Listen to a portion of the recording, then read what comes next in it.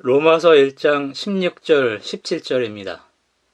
내가 복음을 부끄러워하지 아니하노니 이 복음은 모든 믿는 자에게 구원을 주시는 하나님의 능력이 됨이라. 먼저는 유대인에게요 그리고 헬라인에게로다.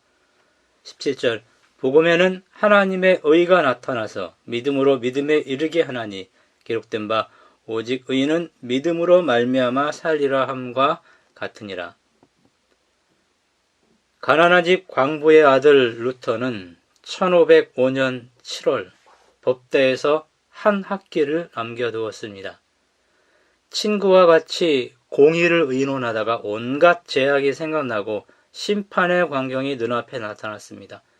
심판하시는 하나님을 강조하는 중세신학의 영향을 받았기 때문입니다.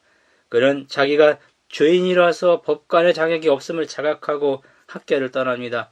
아우구스티누스 수도회에 들어갔습니다.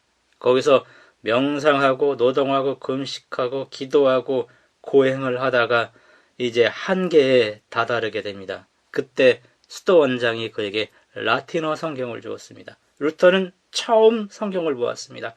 그러나 성경에서 의라는 단어를 발견할 때마다 좌절했습니다.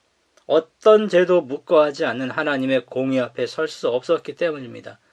의는 법학 용어로서 율법에 하자가 없는 것이기 때문에 의는 그에게 천등이고 벼락이었습니다. 이런 심정으로 성경을 읽다가 그는 로마서 1장 16절 17절을 읽게 됩니다.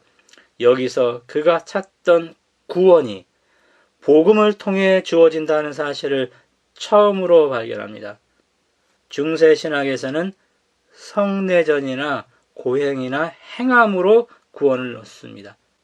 의를 죄인을 심판하는 하나님의 속성으로만 보았습니다. 그러다가 이제 믿음을 통해 이르러오는 법정적 칭의라는 것을 깨달았습니다. 루터는 마침내 하나님의 의는 하나님이 은혜를 베푸셔서 우리의 믿음을 모시고 우리를 죄 없는 것으로 취급하시는 그분의 의라는 사실을 발견했습니다. 그 결과로 1517년에 종교개혁이 시작이 되었습니다. 복음에 엄청난 능력이 있음이 이미 종교개혁을 통해서 입증되었습니다. 헬라어로 복음은 유앙겔리온, 좋은 소식이란 뜻입니다. 바울은 로마서 1장 3절 4절 그리고 16장 17절에서 복음을 정의했습니다. 복음에 대한 더 자세한 정의는 3장 21절에서 25절에 나옵니다. 바울은 복음을 부끄러워하지 않고 오히려 복음을 기뻐합니다. 갈라디아 6장 14절, 로마서 5장 2절 11절. 고린도의 어떤 사람들은 복음을 미련한 것으로 보았습니다. 고린도전서 1장 18절 23절. 아테네에서는 복음을 듣고 조롱하는 사람들도 있었습니다. 사도행전 17장 32절. 바울 시대에 복음을 전파하는 사람들은 언어적 모욕을 당하기도 하고 물리적 핍박도 받았습니다. 그런데 바울은 복음을 자랑했습니다. 당시 로마는 세계의 수도였습니다. 로마인들은 자신들은 1등급 시민으로 생각했습니다. 그래서 로마인들은 수치스러운 십자가에 달린 적이 없었습니다.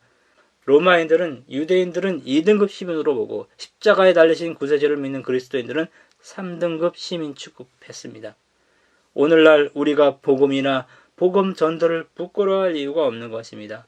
복음은 모든 믿는 자에게 구원을 주시는 하나님의 능력이기 때문입니다.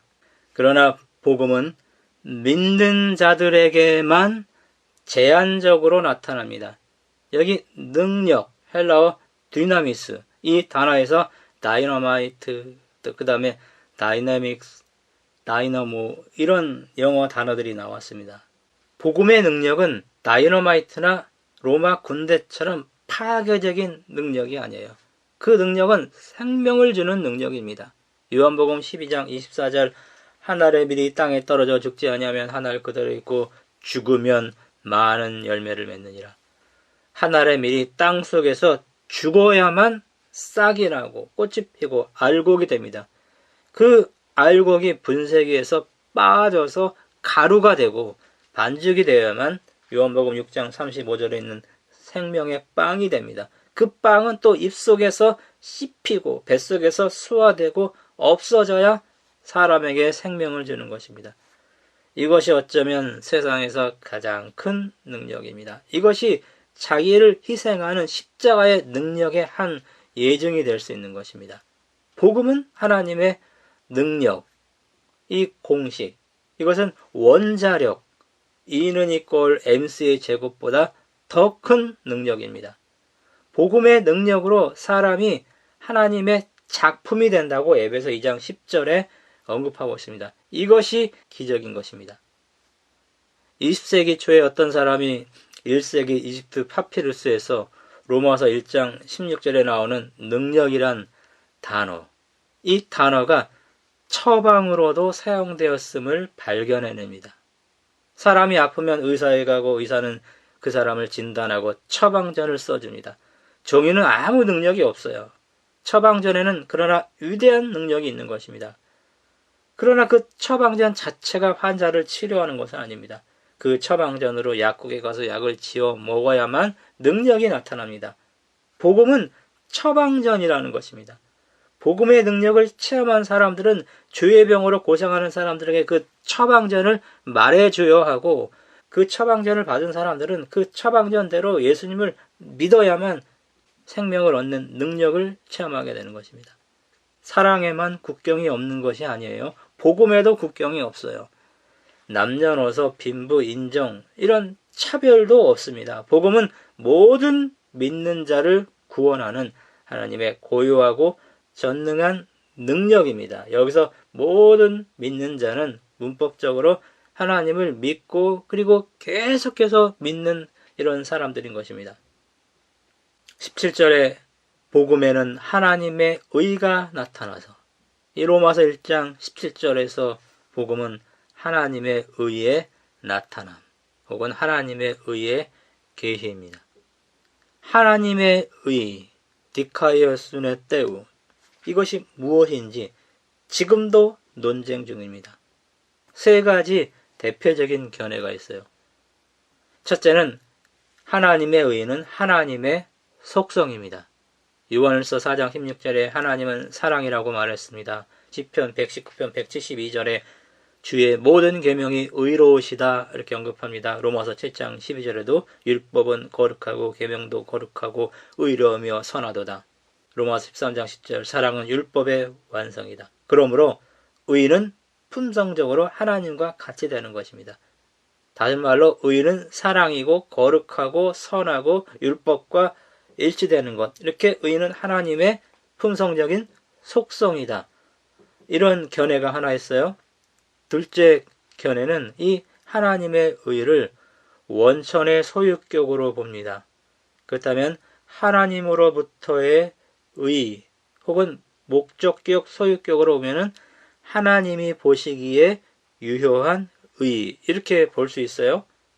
죄인이 예수님을 믿을 때 하나님이 그들에게 주시는 신분, 이게 하나님의 의라는 것입니다. 루터는 하나님의 의에서 우리가 의롭다고 여기심을 받게 되는 의, 이 칭의, 이것이 복음을 드러낸다고 보았습니다. 하나님의 의를 소유한 사람이 의인이고 의인에게는 생명이 주어진다라는 것입니다. 종교개혁자들의 견해입니다. 세 번째 견해는 최근에 바울의 세관점 학자들의 견해입니다.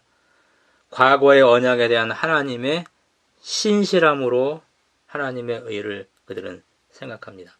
이 종교개혁자들은 실제로 그 사람을 변화시키지는 못하는 법정적 칭의, 이 신분과 지위의 변화, 이것만을 강조했습니다. 그래서 윤리와 선행의 문제점이 드러납니다. 구원파가 생겨났습니다. 가톨릭은 이것을 거부합니다. 내적 변화와 순정을 포함해야 한다고 주장합니다. 그러다가 1977년 E.P. 샌더스, 몇 년 전에 돌아가셨습니다. 그 이후 지난 40년 동안 종교개혁자들의 무죄선언, 법정적 칭의, 이것과 하나님의 통치를 의미하는 관계적 칭의, 이 사이에 논쟁이 있어 왔습니다. 그리고 지난 10년 동안 이 둘을 서로 통합하는 작업이 있었어요. 그래서 하나님의 의는 죄를 사면받고, 이거 법정적 칭의죠. 법정적 칭의로 죄를 사면받고 그 다음에 하나님의 통치를 받는 자, 이런 사람이 의인이라는 것입니다. 두 개를 합쳤습니다. 여기에 어느 정도 합의가 이루어지게 됩니다. 우리는 종교개혁자들처럼 법정적 칭의를 강조하면서 가톨릭의 주장도 무시하면 안 되는 것입니다. 저는 순서의 차이라고 봅니다. 하나님은 믿는 자들에게 법정적 칭의, 무죄 선언을 줍니다. 그 다음에 이어서 그들을 의롭게 변화시키는 일을 합니다. 더글라스 제이 무, 조셉 A. 피츠마이어, 이 사람의 견해입니다. 구원은 하나님의 절대적인 의, 법정적 칭의입니다. 이것으로 얻는 것입니다. 이어서 신앙 성숙도에 따라서 믿는 자의 삶에 나타나는 상대적인 의가 있어요. 이것은 사람마다 서로 다릅니다. 이 상대적인 의를 강조하면 자기 의를 내세울 수가 있어요.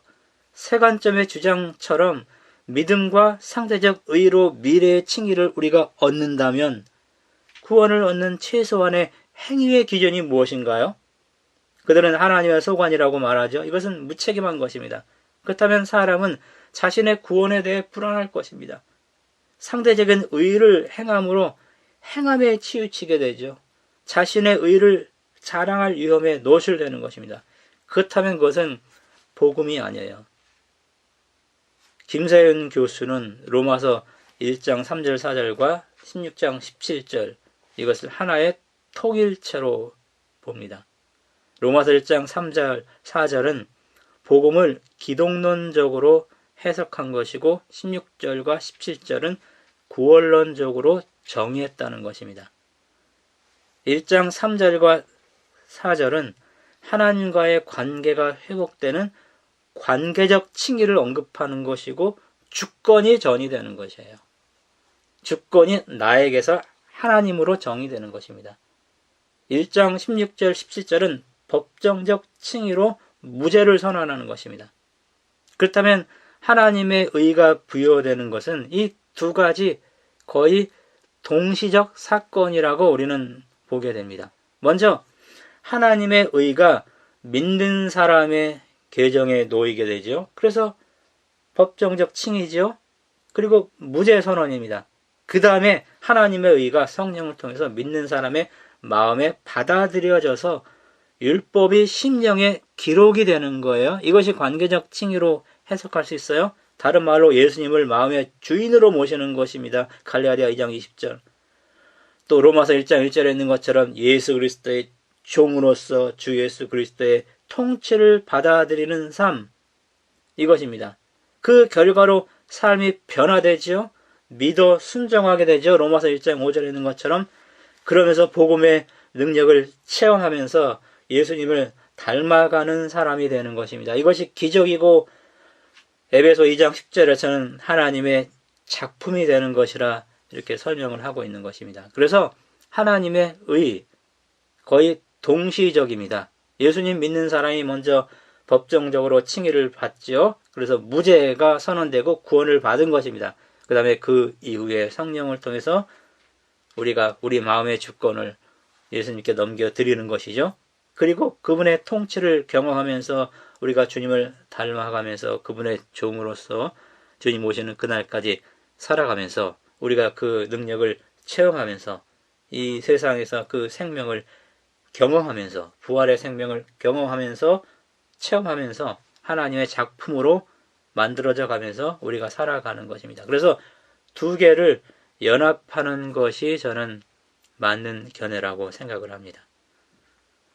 1장 17절 후반부에 보면은 믿음으로 믿음에 이르게 하나니, 이중 전치사구 믿음으로 믿음에 이르게 하나니, 이것도 지금까지 논쟁 중입니다. 여기에 대해서 저는 13가지 이론을 정리를 했습니다.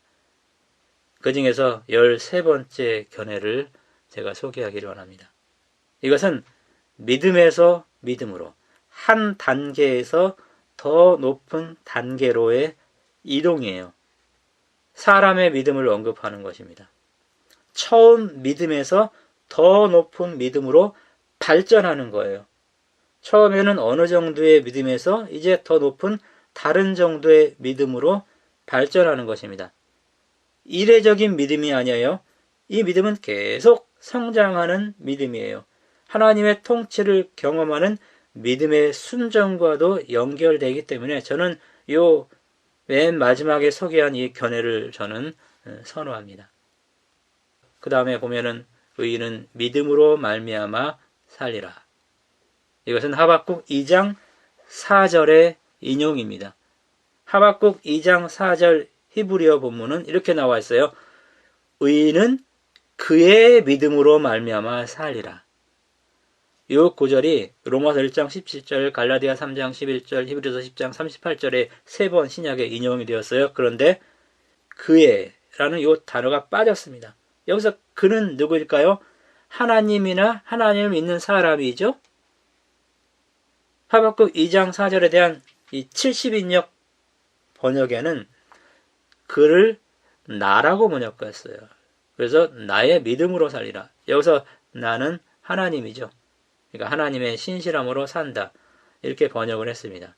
이 영어 성경은 하박국 2장 4절을 인용한 이 신약의 새 본문을 두 가지로 번역을 했습니다.